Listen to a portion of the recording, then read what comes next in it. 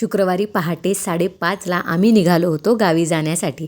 So आम्ही निघालो हे अंजनगावला जाण्यासाठी. सो देवांश तर इथे गाडीत बसल्याला लगेच त्याला झोप लागली.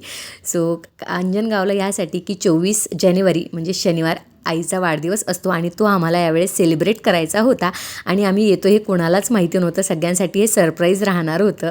सो फक्त देवांच्या आत्तूला माहिती होतं कारण त्यासुद्धा उद्या येणार आहेत. सो आधी आम्ही जाता जाता आलो शेगावला. तिथे आई पप्पांना असं गोड सरप्राईज मिळालं आणि त्यांना फार आनंद झाला.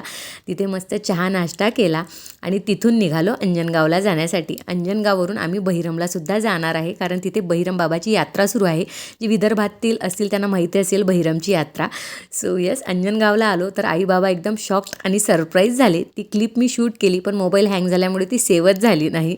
सो त्यांना एकदम आनंद झाला आणि आईला कळालं की हे नक्कीच बड्डेसाठी आले आहेत. सो तिथून मग बहिरमच्या यात्रेला निघालो. परतवाड्यावरून अनूपसुद्धा आमच्याबरोबर आले. बहिरमला येऊन पोहोचलो. दुपार होती तर एवढी तशी गर्दी नव्हती. छान असं बहिरम बाबाचं दर्शन झालं.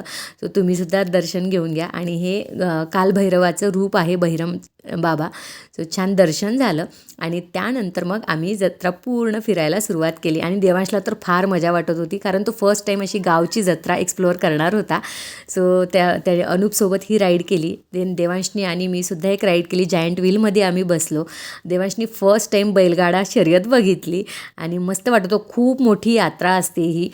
त्यानंतर मग तिथे बरीचशी दुकानं लागतात. मातीची भांडी स्पेशली खूप छान मिळतात या यात्रेत. सो मी सुद्धा काही खरेदी केली. तुम्हाला ती बघायची असेल तर मला नक्की कमेंट करून सांगा. मी तुम्हाला याच्यासोबत ती नक्की एखाद्या व्हिडिओमध्ये शेअर करेल. सो छान वाटलं. सगळं आजचा दिवस खूप छान गेला आपल्या लोकांना भेटून. उद्याचा व्लॉग बघायला विसरू नका. सो भेटूया आपण नेक्स्ट व्लॉगमध्ये. Till then bye bye.